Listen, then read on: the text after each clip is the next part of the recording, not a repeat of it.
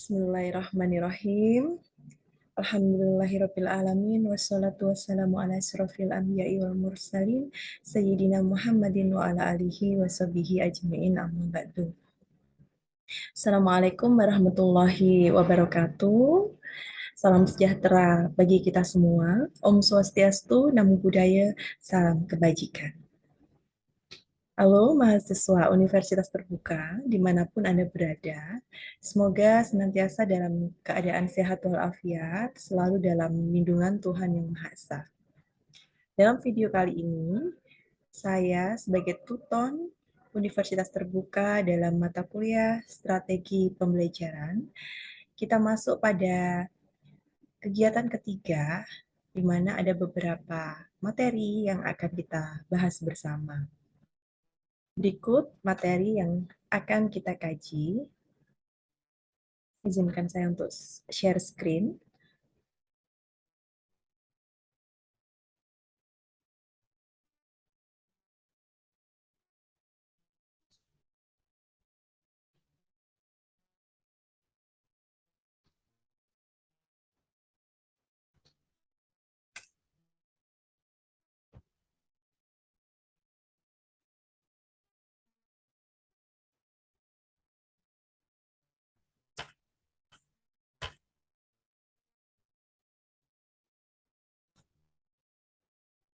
Baik, kita sudah masuk pada kegiatan ketiga, di mana kita akan membahas tentang materi kegiatan inti dan akhir dalam pembelajaran dalam mata kuliah Strategi Pembelajaran.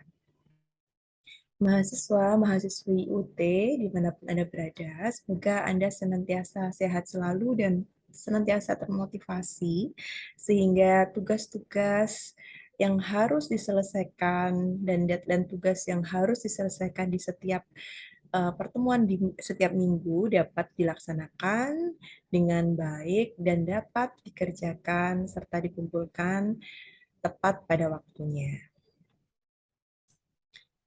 Baik, pada kegiatan inti dan akhir dari pembelajaran, di sini ada 4 kegiatan. Yang pertama adalah pembelajaran klasikal, kemudian pembelajaran kelompok, pembelajaran perseorangan, dan kegiatan akhir pembelajaran. Nanti kita akan bahas bersama terkait 4 kegiatan tersebut. Kita akan kaji satu persatu apa sih pembelajaran klasikal, apa pembelajaran kelompok, dan apa pembelajaran perseorangan, serta apa yang dilakukan pada kegiatan akhir pembelajaran. Kita masuk pada pembelajaran klasikal. Apa itu pembelajaran klasikal? Pembelajaran klasikal merupakan informasi yang belum dipahami siswa, di mana di dalam pembelajaran klasikal ini sangat konvensional sekali. Pembelajaran yang lebih bersifat informatif atau fakta. Kemudian pengantar dalam proses pembelajaran dan juga merupakan metode pembelajaran dengan metode ceramah atau tanya jawab. Jadi biasanya metode pembelajaran klasikal ini digunakan oleh guru-guru atau para pendidik di zaman-zaman dulu ya, terdahulu. Terutama mungkin yang usianya menginjak 35 ke atas. Nah, dulu pada saat masih SD mungkin Bapak Ibu gurunya masih menggunakan model pembelajaran klasikal ini.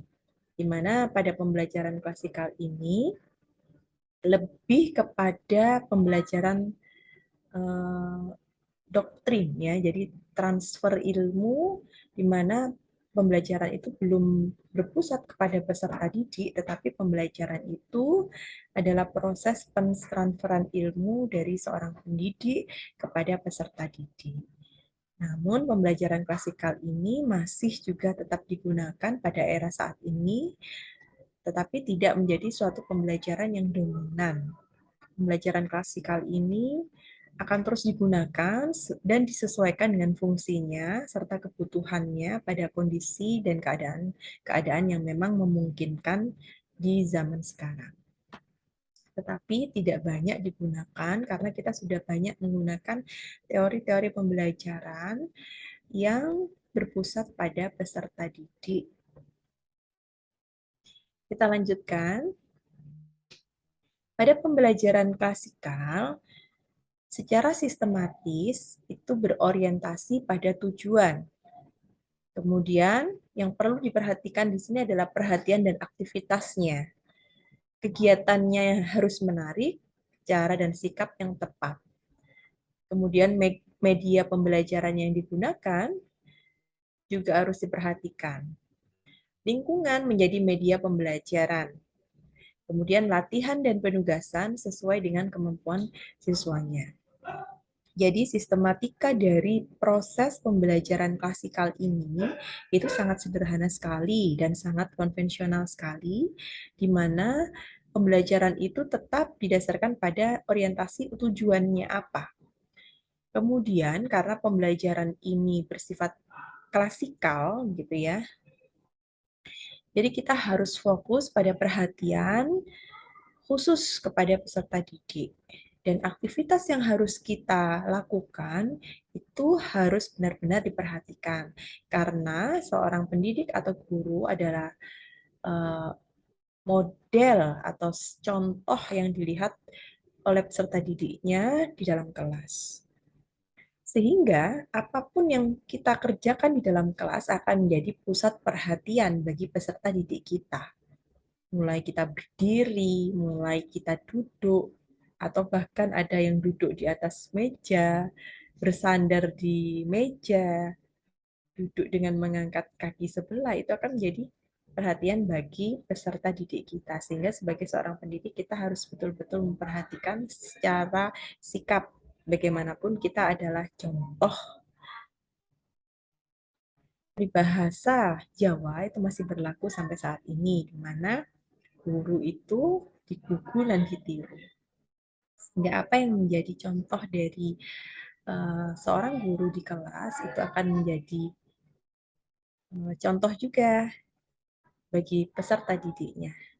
Mereka akan mencontoh sikap-sikap yang sudah diberikan oleh para pendidiknya di dalam kelas. Kemudian dari pembelajaran klasikal ini tentunya media yang digunakan itu harus menarik.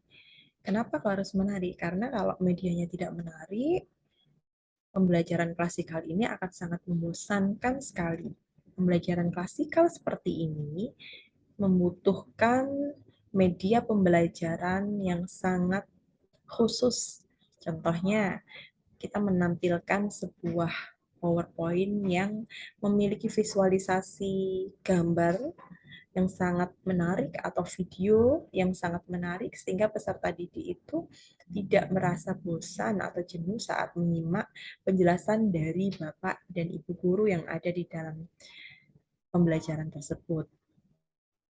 Dengan media yang menarik tersebut, setidaknya peserta didik itu dapat terus menyimak, melihat, dan mendengar serta memiliki rasa ketertarikan yang tinggi terhadap apa yang disampaikan oleh Bapak Ibu guru dalam proses pembelajaran. Kemudian selain media, di mana lingkungan menjadi media pembelajaran juga. Dalam proses pembelajaran klasikal, biasanya Bapak Ibu guru juga harus menyiapkan beberapa contoh yang dapat diberikan pada saat pembelajaran, di mana contoh itu harus bersifat konkret dan kontekstual saat itu, sehingga ketika memberikan contoh itu di dalam kelas, peserta didik mudah dalam memahami apa yang sesuai dengan materi yang sedang dipelajari. Contohnya, saat sedang mempelajari proses sains dalam pembelajaran sains, dalam simbiosis mutualisme, contohnya seperti itu. Berarti seorang guru harus memberikan contoh konkret simbiosis mutualisme dalam proses pembelajaran itu apa yang terjadi. Di mana kedua belah pihak itu mendapatkan keuntungan yang sama. Contohnya apa?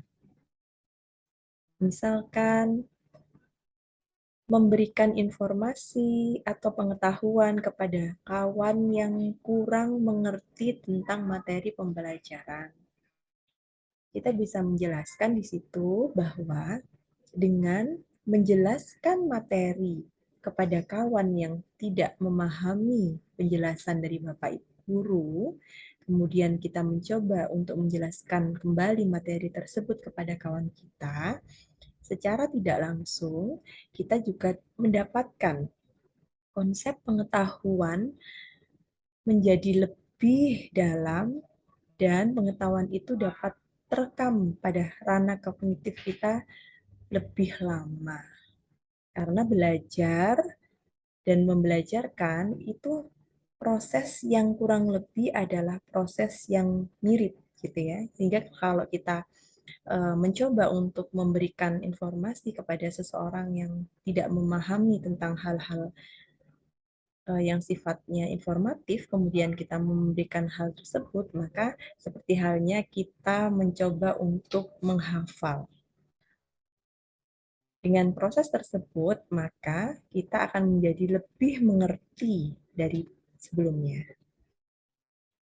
Contoh simbiosis mutualisme itu tadi, di mana kawan yang kita beri menjadi paham dari yang tidak mengerti menjadi mulai mengerti, sementara kita yang sudah mengerti mencoba menjelaskan kepada kawan kita, itu akan menjadi semakin memahami, semakin menghafal, dan semakin mudah untuk mengingat.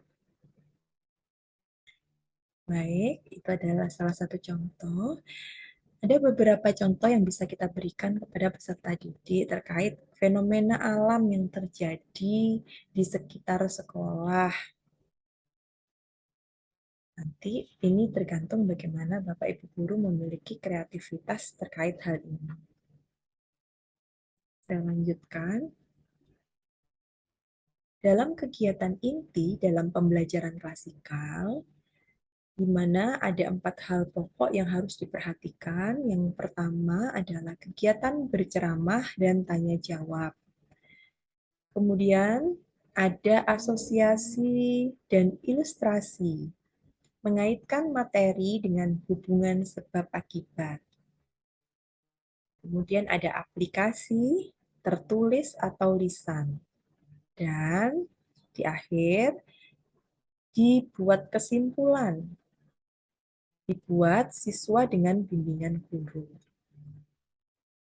Sehingga dalam pembelajaran klasikal ini ada 4 ranah yang perlu diperhatikan, di mana di sini ada proses ceramah dan tanya jawab. Jadi setelah guru menjelaskan, kemudian guru memberikan waktu kepada peserta didik untuk melakukan proses bertanya. Dan apakah yang menjawab harus bu gurunya atau pak gurunya? Tidak harus. Kita juga memberikan peluang kepada peserta didik lain yang ingin mengemukakan pendapatnya untuk dapat menjawab pertanyaan dari kawannya. Kemudian asosiasi dan ilustrasi yang saya jabarkan melalui media tadi itu memang harus menarik, di mana di situ dengan kemenarikan media tersebut, maka peserta didik atau siswa dapat memahami setiap materi dan subbab yang dijelaskan oleh Bapak Ibu guru di depan kelas. Dan subbab-subbab yang dijelaskan tersebut harus berhubungan dengan rangkaian hubungan sebab akibat. Untuk pengaplikasiannya, di mana di sini ada model tertulis dan model lisan. Jadi peserta didik diminta untuk melakukan proses pencatatan. Apa yang perlu dicatat, apa yang perlu digarisbawahi. Kalau untuk peserta didik dalam jenjang sekolah dasar, biasanya Bapak Ibu guru membantu untuk mencatatkan kegiatan tersebut di papan tulis. Hal-hal penting yang perlu dicatat oleh peserta didik, dicatatkan oleh Bapak Ibu guru di papan tulis, kemudian peserta didik mengikuti apa yang menjadi catatan Bapak Ibu guru di depan kelas tersebut untuk ditulis kembali di buku mereka masing-masing. Kemudian bisa juga menggunakan lisan. Artinya anak-anak diberikan kesempatan untuk belajar sebentar secara mandiri maupun berkelompok. Kemudian perwakilan dari kelompok tersebut bisa maju ke depan untuk dites secara lisan. Tetapi biasanya dengan proses ini, anak-anak ini membutuhkan waktu.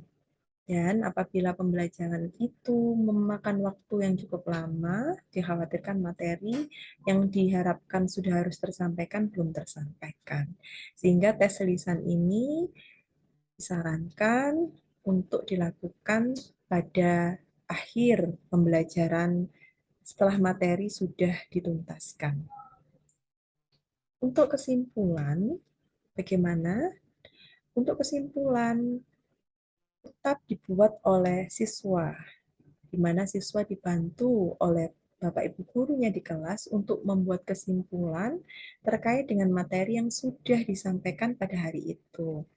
Kita harus melatih keberanian dan melatih rasa kepercayaan diri peserta didik kita. Salah satunya yaitu dengan cara mereka untuk membuat kesimpulan tentang materi yang sudah diajarkan pada hari itu. Dan membuat kesimpulan ini biasanya Bapak Ibu guru menugaskan seluruh peserta didik untuk membuat kesimpulan, kemudian diberi waktu mereka untuk membuat kesimpulan, dan mereka harus siap apabila namanya salah satu dipanggil. Sebagai contoh ya, anak-anak, hari ini kita sudah menyelesaikan materi yang sudah kita bahas bersama tentang tema 1, sub pokok bahasan 1, tentang sikap saling menghargai. Dari penjelasan Ibu tadi, silakan disimpulkan apa yang dimaksud dengan sikap menghargai dan bagaimana contohnya. Silakan ditulis di buku masing-masing. Ibu beri waktu 1 atau 2 menit. Nanti Ibu akan memilih 1 atau 2 peserta didik sebagai perwakilan dari kelas untuk membacakan kesimpulan pembelajaran pada hari ini. Itu sebagai contoh seperti itu, Bapak Ibu. Sehingga di situ ada semua peserta didik merasa punya kewajiban untuk tetap membuat kesimpulan, walaupun nanti yang ditunjuk hanya 1 orang, tetapi mereka semua harus merasakan proses itu dan harus siap apabila namanya disebutkan. Baik, saya lanjutkan. Selanjutnya adalah tentang pembelajaran kelompok. Pembelajaran kelompok di sini dijelaskan bahwa pembelajaran kelompok CBSA, cara belajar siswa aktif, itu 4-6 siswa. Pembelajaran kelompok pendekatan konstruktivis atau kegiatan diskusi dengan melakukan penelitian sederhana dengan cara observasi. Atau pembelajaran kooperatif, di mana siswa akan melakukan proses berpikir logis dan kritis.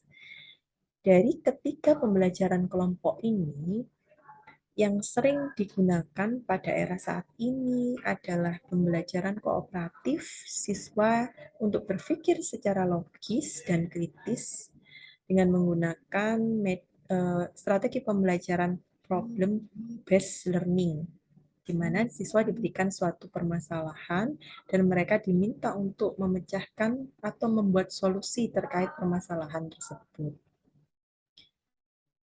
Pembelajaran berkelompok ini sangat penting sekali Bapak Ibu untuk dapat diterapkan pada pembelajaran klasikal ataupun pembelajaran non-klasikal. Pada pembelajaran kelompok ini, anak-anak itu dilatih untuk melakukan proses sosialisasi kepada kawannya. Mereka dapat berinteraksi dengan kawan-kawannya di kelas. Mereka dapat melakukan proses penyesuaian diri dengan kawan-kawannya di kelas, di mana setiap individu memiliki karakteristik yang berbeda-beda. Namun dengan kegiatan berkelompok, anak-anak diharapkan untuk mampu beradaptasi dengan beberapa kawan-kawan yang memiliki karakteristik yang berbeda-beda.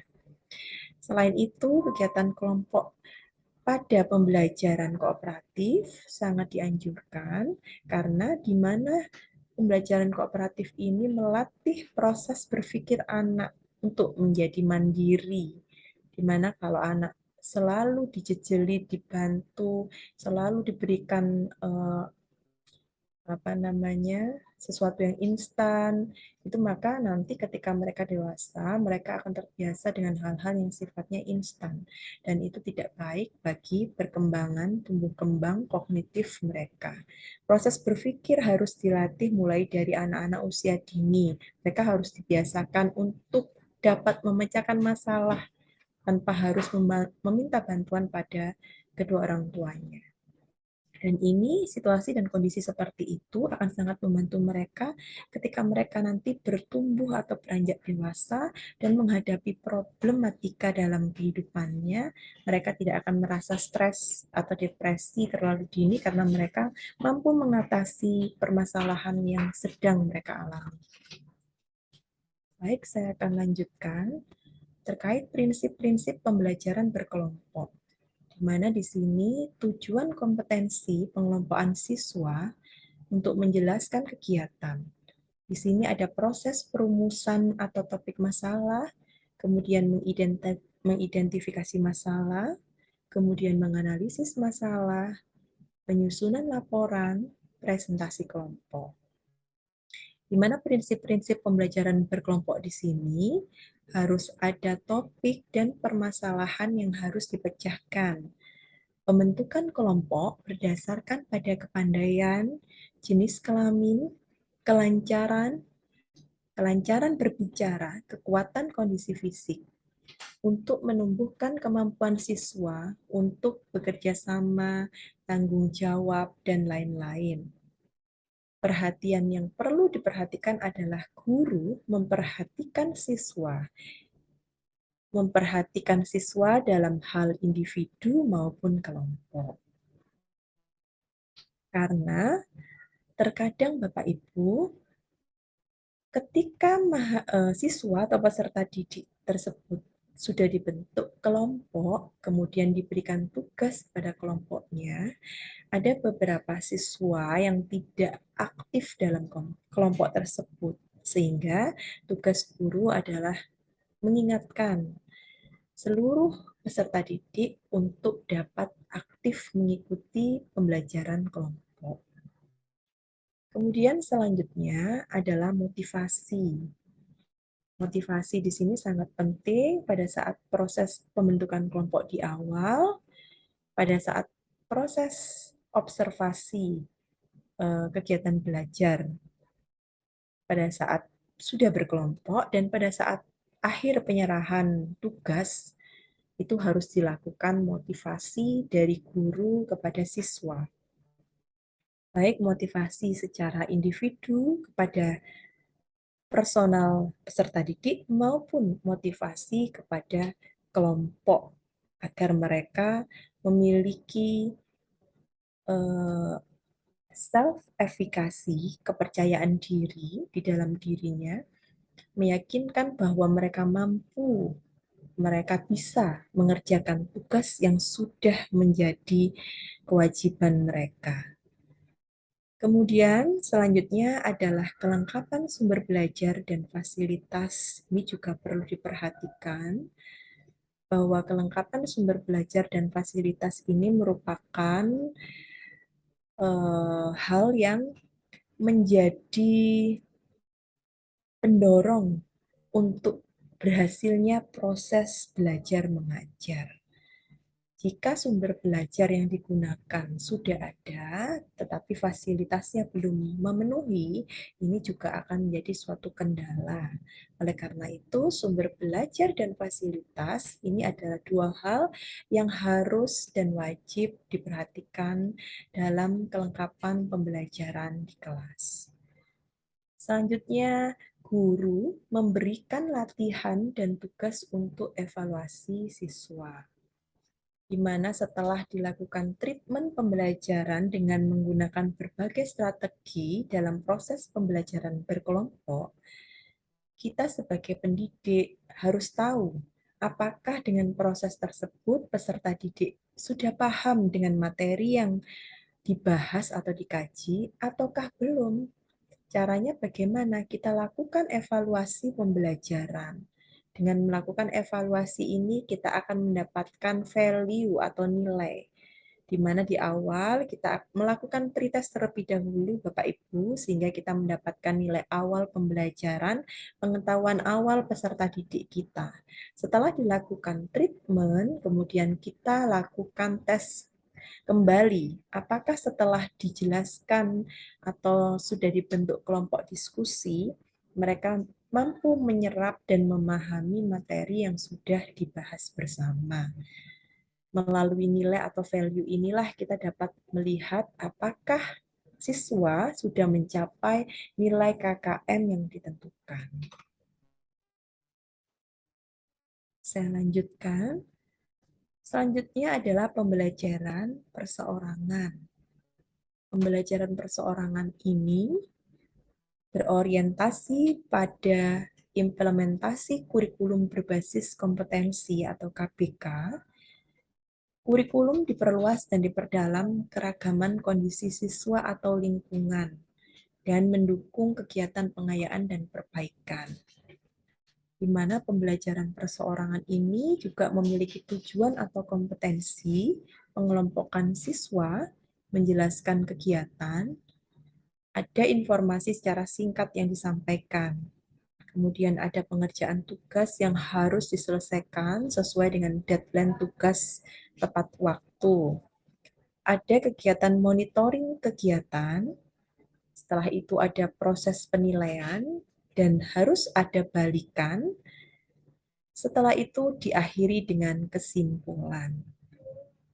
Pembelajaran perseorangan ini saat ini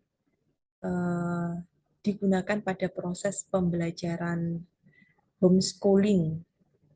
Tetapi pada proses pembelajaran di sekolah, kita sudah menggunakan kurikulum Merdeka Belajar, di mana pembelajaran perseorangan ini jarang digunakan. Pada proses pembelajaran kurikulum Merdeka Belajar, kita justru diminta untuk melakukan proses pembelajaran berkelompok, di mana ada beberapa pembelajaran yang apabila itu prosesnya adalah di universitas, maka ada mata kuliah yang dikonversi, sehingga mahasiswa diizinkan untuk mendalami pengetahuan-pengetahuan yang tidak sesuai dengan jurusannya, dapat dia ambil sesuai dengan minatnya, kemudian dia dapat memilih dari universitas mana dia mengambil mata kuliah tersebut, dikonversi di universitasnya menjadi 22 SKS. Ya, jadi pembelajaran perseorangan ini pada proses kurikulum Merdeka Belajar tidak banyak digunakan. Ini biasanya digunakan pada proses pembelajaran homeschooling. Gitu. Saya lanjutkan. Baik, Bapak Ibu, apabila ada pertanyaan, kita bisa berjumpa pada e-learning pada kolom diskusi bagian chat, di mana di situ Anda dapat menanyakan apa saja yang menjadi pertanyaan dalam materi pembelajaran di mata kuliah strategi pembelajaran pada kali ini. Dan mohon untuk tidak lupa mengisi daftar hadir dalam setiap sesi, sehingga kehadiran Anda dapat terekam. Baik, terima kasih. Saya akhiri pembelajaran pada hari ini. Mohon maaf apabila ada kekurangan. Saya mengingatkan kembali untuk tugas-tugas yang harus diselesaikan pada e-learning, baik pada sesi pertama, sesi kedua, maupun sesi ketiga, harus dikumpulkan sesuai dengan jadwal yang sudah ditentukan oleh e-learning di laman UT www.ut.ic.id. Di situ juga sudah ada materi yang bisa Anda download dan Anda pelajari. Kemudian Anda harus menjawab pertanyaan yang menjadi bahan evaluasi untuk penilaian. Terima kasih, saya akhiri. Mudah-mudahan senantiasa sehat. Kita bertemu di lain kesempatan. Wabillahi taufik wal hidayah, waridha wal inayah. Wassalamualaikum warahmatullahi wabarakatuh. Om Swastiastu, Namo Buddhaya, Salam Kebajikan.